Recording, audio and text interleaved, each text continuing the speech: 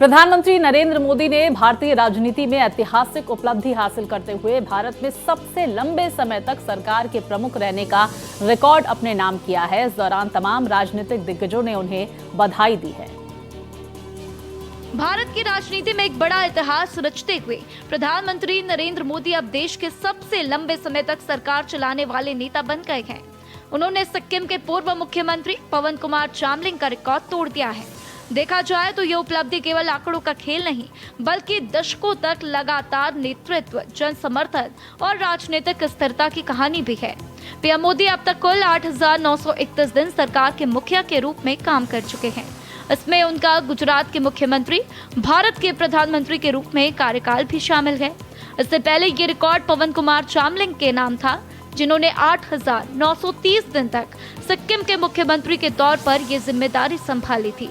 PM Modi की ये उपलब्धि भारत के राजनीतिक इतिहास में एक बड़ा मील का पत्थर मानी जा रही है। केंद्रीय गृह मंत्री अमित शाह ने ट्वीट कर पीएम मोदी के नेतृत्व और लंबे सार्वजनिक जीवन की जमकर सराहना की है। वहीं रक्षा मंत्री राजनाथ सिंह ने भी सोशल मीडिया पर पोस्ट कर पीएम मोदी को बधाई दी। मिडिल ईस्ट में गहराते हुए युद्ध के संकट के बीच प्रधानमंत्री नरेंद्र मोदी ने एक बड़ी इमरजेंसी बैठक बुलाई है। पीएम आवास पर हुई इस हाई लेवल मीटिंग में सीनियर कैबिनेट मंत्रियों के साथ कच्चे तेल, गैस और फर्टिलाइजर की सप्लाई चेन की समीक्षा की गई। प्रधानमंत्री नरेंद्र मोदी के आवास पर वरिष्ठ मंत्रियों के साथ एक उच्च स्तरीय बैठक हुई। इस बैठक में पीएम मोदी के साथ कैबिनेट के वरिष्ठ मंत्री भी शामिल हुए। इस बैठक में पश्चिम एशिया में जारी जंग से बिगड़ते हालात और इस कारण कच्चे तेल की सप्लाई में आ रही बाधा के मामले के साथ देश में ऊर्जा की स्थिति पर चर्चा होने की संभावना है। मिडिल ईस्ट संकट के बीच सरकार तेल, गैस, खाद की निर्बाध आपूर्ति बनाए रखने के लिए पहले से ही सक्रिय कदम उठा रही है। 12 मार्च को प्रधानमंत्री मोदी ने कहा था कि मिडिल ईस्ट में जारी युद्ध ने वैश्विक ऊर्जा संकट को जन्म दे दिया है। उन्होंने कहा था कि ये देश के लोगों के धैर्य और समझदारी की भी परीक्षा है। तो 3 महत्वपूर्ण बिंदुओं पर चर्चा की गई है। इसमें एक महत्वपूर्ण बिंदु ये है कि पाकिस्तान में जो इंटरनल हालात बने हुए हैं, इजराइल ईरान युद्ध के बीच जो पाकिस्तान के इंटरनल हालात हैं, उनमें क्या कुछ चल रहा है। आने वाले समय में पाकिस्तान की जो सरकार है वो क्या सोच रही है, क्योंकि देखिए ये जो युद्ध चल रहा है उसमें शिया सुन्नी का भी मसला सामने आया है। कैमरा पर्सन रमेश राय के साथ राजीव तिवारी, भारत एक्सप्रेस, दिल्ली। सीएम योगी आदित्यनाथ गौतम बुद्ध नगर के जेवर पहुंचे। उन्होंने नोएडा इंटरनेशनल हवाई अड्डे के उद्घाटन और प्रधानमंत्री की जनसभा की तैयारियों का जायजा लिया। एयरपोर्ट के उद्घाटन से पहले सीएम योगी आदित्यनाथ ने आज ग्रेटर नोएडा का दौरा किया। उन्होंने एयरपोर्ट परिसर पहुंचकर वहां चल रहे निर्माण कार्यों, सुरक्षा व्यवस्थाओं और अन्य तैयारियों का बारीकी से निरीक्षण किया। इस दौरान उन्होंने कार्यक्रम स्थल का भी जायजा लिया, जहां प्रधानमंत्री का उद्घाटन समारोह आयोजित होना है। साथ ही मुख्यमंत्री ने प्रस्तावित रूट का भी निरीक्षण किया, जिससे यह सुनिश्चित किया जा सके कि कार्यक्रम के दौरान यातायात और सुरक्षा व्यवस्था सुचारू बनी रहे। नोएडा इंटरनेशनल एयरपोर्ट देश के सबसे बड़े और आधुनिक एयरपोर्ट प्रोजेक्ट्स में से एक है, जिससे क्षेत्र में निवेश, रोजगार और कनेक्टिविटी को नई दिशा मिलने की उम्मीद है। एयरपोर्ट के उद्घाटन के अवसर पर प्रधानमंत्री मोदी एक विशाल रैली को संबोधित करेंगे, जिसमें 1.5 लाख से ज्यादा लोगों के शामिल होने का अनुमान है। उद्घाटन के दिन ही या उससे तत्काल बाद इंडिगो पहली एयरलाइन के रूप में परिचालन शुरू करेगी। शुरुआत में ये एयरपोर्ट देश के 11 शहरों को जोड़ेगा। रालोद अध्यक्ष और केंद्रीय मंत्री जयंत चौधरी ने वरिष्ठ नेता केसी त्यागी को आरएलडी की सदस्यता दिलाई है। इस दौरान जयंत चौधरी ने केसी त्यागी का पार्टी में स्वागत किया। रालोद अध्यक्ष और केंद्रीय मंत्री जयंत चौधरी ने वरिष्ठ नेता केसी त्यागी को आरएलडी की सदस्यता दिलाई। इस दौरान जयंत चौधरी ने केसी त्यागी का पार्टी में स्वागत किया। रालोद अध्यक्ष और केंद्रीय मंत्री जयंत चौधरी ने कहा, एक ही इच्छा केसी त्यागी जी ने प्रकट की है कि हमें चौधरी चरण सिंह जैसा बनना है। हम चौधरी चरण सिंह नहीं बन सकते हैं, वह हमारे आदर्श हैं। हमारे दल में नई ऊर्जा और नई ताकत देने वाले केसी त्यागी जी, अशोक यादव जी और सुरेंद्र त्यागी जी, बहुत सारे और लोग शामिल हुए हैं। केसी त्यागी जी तो मैं तो बचपन से देख रहा हूँ और बड़े गर्व के साथ उन्होंने मुझे भी कई बार किस्सा सुनाया कि मेरे जन्मदिन पे क्या क्या हुआ था और कैसे कैसे, ये तो उसमें भी शामिल थे। क्योंकि राजनीतिक व्यवस्था ऐसी हो गई है, जब किसी दूसरे दल में शामिल या कोई जो अपने लिए काम करना चाहे, आगे हासिल करना चाहते हैं, इस प्रकार के लोगों से आप बातचीत करते हो कि पार्टी में आ जाओ, तो कभी कभी ऐसा लगता है कि कोई संपत्ति खरीद रहे हैं क्या।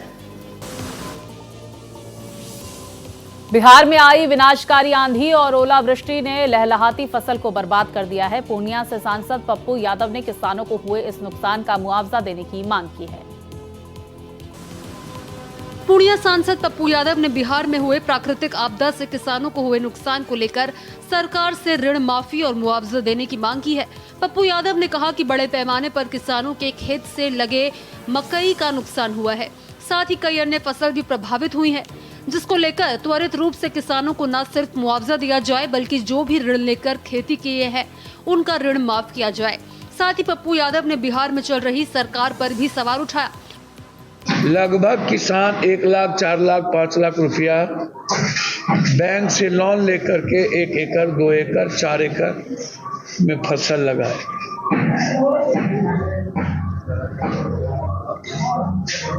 और लगभग किसानों का फसल बर्बाद हो गया। कोढ़ा में एक बुजुर्ग का हार्ट अटैक हो गया। जो बैंक से लोन लिया कर अब उनके पास कोई स्थिति नहीं बची। केंद्रीय संस्कृति और पर्यटन मंत्री गजेंद्र सिंह शेखावत ने कहा है कि जनता जनप्रतिनिधियों को इसलिए चुनती है ताकि वो उनके छोटे बड़े सभी मुद्दों का समाधान कर सकें। इस दौरान उन्होंने कहा कि कार्यकर्ता संगठन की रीढ़ की हड्डी होते हैं। शेखावत ने कहा कि जनता प्रतिनिधियों को इसलिए चुनती है ताकि वो उनके छोटे बड़े सभी मुद्दों को समाधान कर सके। उन्होंने बताया कि उन्हें खुशी होती है कि जब लोग उन पर विश्वास जताकर अपनी समस्याएं लेकर आते हैं। शेखावत ने कहा, अगर कोई व्यक्ति ऊंचे पद पर पहुंचने के बाद भी जमीन से जुड़ा रहता है तो लोग स्वाभाविक रूप से उससे जुड़ते हैं और अपनी समस्याएं साझा करते हैं। उन्होंने ये भी कहा कि किसी भी समस्या का समाधान कर लोगों को राहत देना उन्हें आत्मिक संतोष और सुकून प्रदान करता है। देखिए, जनप्रतिनिधि को जनता अपना प्रतिनिधि इसीलिए चुनती है कि वो उनकी समस्याओं, उनकी छोटे बड़े विषयों के समाधान को लेकर के काम करे। और मुझे अत्यंत प्रसन्नता है कि मुझ में विश्वास रखते हुए, मुझ पर भरोसा करके इतने सारे लोग अपने छोटे छोटे विषयों को लेकर के, अपने से संबद्ध विषयों को लेकर के आकर के यहाँ चर्चा करते हैं। निश्चित रूप से यदि आप एक किसी मुकाम पर पहुँचने के बाद में भी यदि आप पहला धरातल से जुड़े रहें तो लोग आपके साथ में जुड़।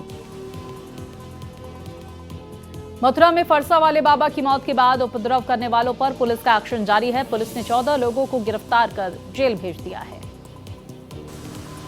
मथुरा में उपद्रव करने वालों पर पुलिस ने तगड़ा एक्शन लिया है। पुलिस ने मौत के बाद हुए हंगामे पर बड़ी कार्रवाई करते हुए 300 से अधिक के खिलाफ मुकदमा दर्ज किया। इस मामले में कुल 22 लोगों को नामजद किया गया है। पुलिस ने 14 लोगों को गिरफ्तार कर जेल भेज दिया है, जबकि अन्य अज्ञात हैं। मथुरा में फरसा वाले बाबा चंद्रशेखर की दुर्घटना में मौत हो गई, जिसके ऊपर जमकर बवाल हुआ था। उस मौके पर पत्थर भी फेंके गए, जिससे पुलिस गाड़ियों को भी नुकसान हुआ। पुलिस समझाने पहुंची तो पथराव शुरू हो गए। फरसा बाबा की हुई मौत के मामले में जहां बवाल होने और पथराव के चलते पुलिस ने अपनी कार्रवाई शुरू कर दी है, जिसमें 14 लोगों को गिरफ्तार किया है। पुलिस ने कार्रवाई कर 14 लोगों को अब जेल भेज रही है। देख सकते हैं इसी वाहन से यहाँ पुलिस अब इनको जेल ले जा रही है। इसी वाहन में उन 14 उपद्रवियों को बैठाया गया है। पुलिस अब इस मामले में पूरी तरह से सक्रिय हो गई है, क्योंकि इस घटना का योगी आदित्यनाथ ने भी संज्ञान लिया था और अधिकारियों को सख्त कार्रवाई के निर्देश दिए थे। राकेश पचौरी, भारत एक्सप्रेस, मथुरा। मध्य प्रदेश के गुना जिले में खाकी को शर्मसार करने वाली घटना सामने आई है। इस मामले में चौकी प्रभारी समेत 3 पुलिसकर्मियों को तत्काल प्रभाव से सस्पेंड कर दिया गया। मध्य प्रदेश के गुना जिले में खाकी को शर्मसार करने वाली घटना सामने आई है। रुठियाई पुलिस चौकी पर 1 करोड़ रुपए का संदिग्ध कैश पकड़कर उसे कथित तौर पर सेटलमेंट के बाद छोड़ने के मामले में ग्वालियर रेंज के डीआईजी अमित सांघी ने सख्त रुख अपनाया है। इस मामले में चौकी प्रभारी सहित 3 पुलिसकर्मियों को तत्काल प्रभाव से सस्पेंड कर दिया गया है। रुठियाई चौकी पहुंचे डीआईजी ने घंटों चली मैराथन पूछताछ के बाद ये माना कि वाहन चेकिंग के दौरान पुलिसकर्मियों का आचरण संदिग्ध रहा है। आज संज्ञान में आया था कि एक वाहन चेकिंग के दौरान यहाँ पे कुछ संदिग्ध आचरण का प्रदर्शन हुआ है और इस पे से यहाँ के मामले को समझा और अभी जो प्रथम दृष्टया लग रहा है कि 19 तारीख की रात को वाहन चेकिंग में जो विधि सम्मत कार्रवाई करनी चाहिए या जो कार्रवाई होनी चाहिए वैसी हुई नहीं है। तो इसमें एक डिटेल जांच हम आदेशित कर रहे हैं। छत्तीसगढ़ के अंबिकापुर से एक बेहद दर्दनाक और चौंकाने वाली खबर सामने आई है, जहां पर कुत्तों के हमले में 15 हिरणों की मौत हो गई है। छत्तीसगढ़ के अंबिकापुर से एक बेहद दर्दनाक और चौंकाने वाली खबर सामने आई है, जहां कुत्तों के हमले में 15 हिरणों की मौत हो गई। इस घटना ने संजय पार्क प्रबंधन और वन विभाग की कार्यप्रणाली पर गंभीर सवाल खड़े कर दिए हैं। इस पूरे मामले की पुष्टि डीएफओ अभिषेक जोगावत ने की है। उन्होंने साफ तौर पर माना है कि ये घटना पार्क प्रबंधन और वन विभाग की लापरवाही का नतीजा है। घटना के बाद मामले को दबाने की कोशिश भी सामने आई है।